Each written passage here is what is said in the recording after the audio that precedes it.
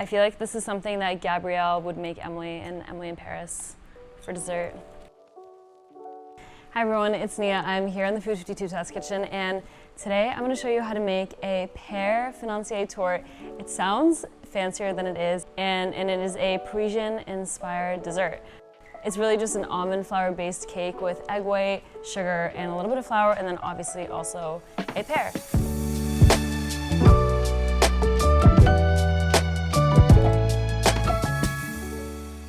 So when I was developing this recipe, I was thinking that I would need more than just one pear, but actually you're only gonna end up using about 3/4 of this. So you could either use one small pear or like 3/4 of a large pear. So I'm gonna start by just kind of cutting along the side. Oh, I did get a little bit of the inside, but try to avoid getting the inside. And now I'm gonna cut off the edge here because this is gonna be too small. You can just eat it as a snack. And now I'm gonna cut 4 thin slices. I'm basically gonna make 6 groups of 4 pear slices.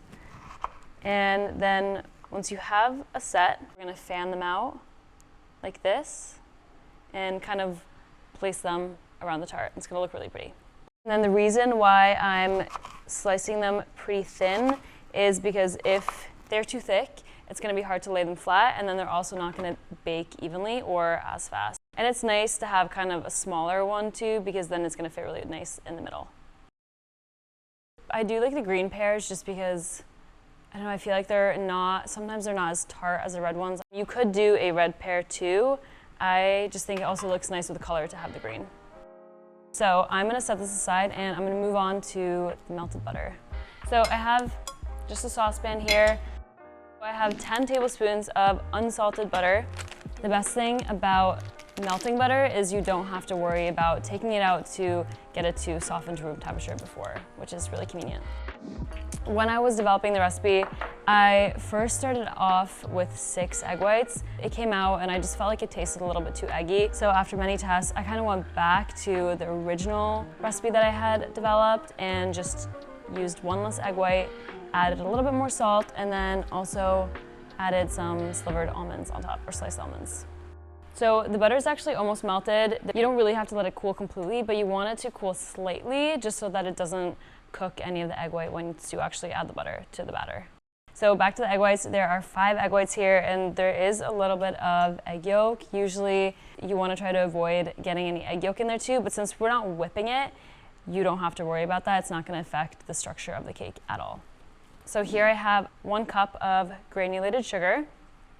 And the best thing about this recipe too is that you don't need an electrical whisk or anything. You literally just need a bowl and a whisk. You could even do with like a wooden spoon or a spatula. And then I'm also going to add a little bit of vanilla extract too.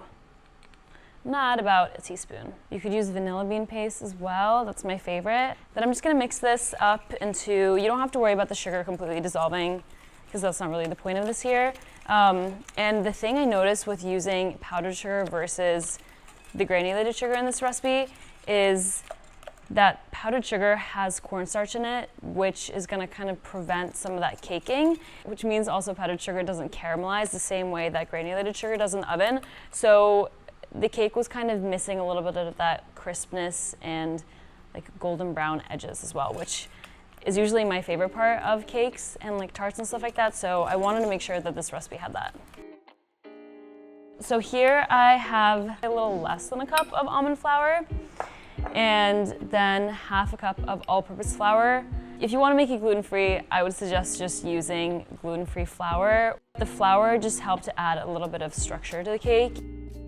So what I'm doing here now is you can either use a fine whisk sieve to get rid of any clumps when you add it to the egg white, but sometimes that's just like an annoying step and it's so easy to just get stuff everywhere. So I just like taking a whisk and kind of fluffing it up and just breaking up any large pieces this way. So now I'm adding 3/4 of a teaspoon of salt, and this is going to help to just add a lot of flavor to the final result. So now I'm just going to add this into the egg white, and you can see I literally barely mixed it, so super easy. Now I'm just going to fold this in. Me and our editor were kind of struggling with what to name this tart because When I first developed it, I was thinking it would be a tort. A tort is when you kind of place fruit in a batter that's shallow, so it's kind of like a tort. But then we're baking it in a tart pan, but we can't call it a tart because it doesn't have a crust. I think we were getting a little bit too technical, but then I also realized that this is pretty much a financier, except for a financier is traditionally a really small almond cake. It had something to do with the financial district in Paris, and it's traditionally baked in these little squares that are supposed to resemble bars of gold. So that's why it's called a financier. We're just baking it in a tart pan, so it's just like a big one. Spatula's fine, but I'm gonna actually just go in with a whisk to make sure that everything is just getting mixed in well. You don't have to worry about over mixing, because if you're mixing with a handheld whisk, there's no way you're gonna like add too much air or anything like that, unless you're going crazy.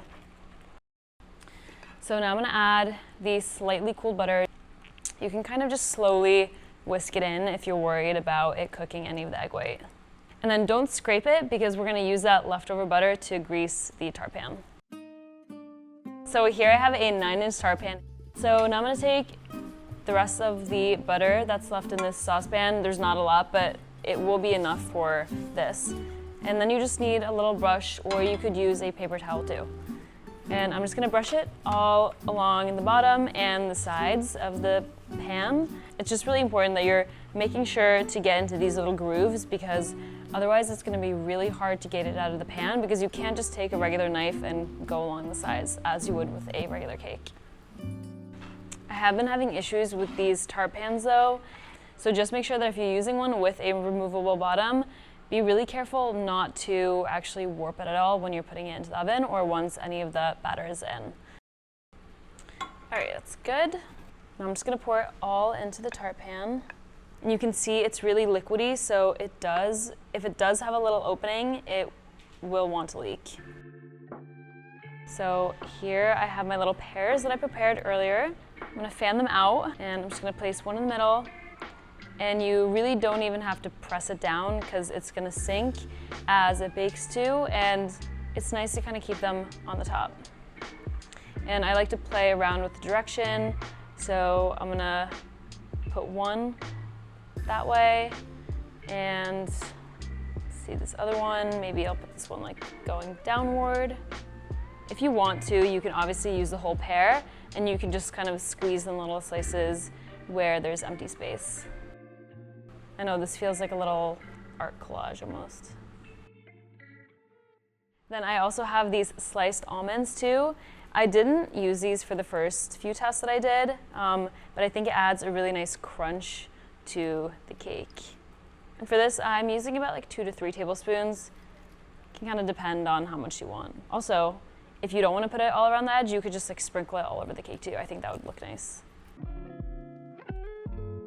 But basically, this is the final cake before it goes in the oven, and I've preheated the oven to 375 degrees Fahrenheit. And what I do with this cake, because I was saying it kind of leaks sometimes, I like to put one oven rack in the center, and then I like to put one underneath to put a baking sheet under just to catch any drippings. So that's gonna be in for 18 to 20 minutes until it looks like really nice and golden brown and set in the middle too. So you could like jiggle it a little bit to just test it out. All right, so you can see it's perfectly golden brown, very even across the whole cake, which I love. Here I have a little bowl of powdered sugar and a little fine mesh sieve. And I love adding a little bit of powdered sugar to the top, because not only does it hide imperfections, but I think it also just looks really nice and it looks really pretty. I like to stop before it covers everything, so you can still see some of the almonds poking through, and you can still see some of the pear layers poking through as well. Okay, here's the final cake, and here is a slice. Let's have a bite. I really love this cake. I don't think it's too sweet, which is really nice. I feel like that's always something that I look for in desserts. It's also really light and it's super tender, especially with the added flour too. I think it's a really good cake that you could make in the afternoon to have with a little bit of coffee, or bring it to your next dinner party. If you want the recipe, you can find it linked below in the description. Not only would I love to hear what you think, but I would also love to hear if you have any other ideas for things that you would want to see me bake in the future.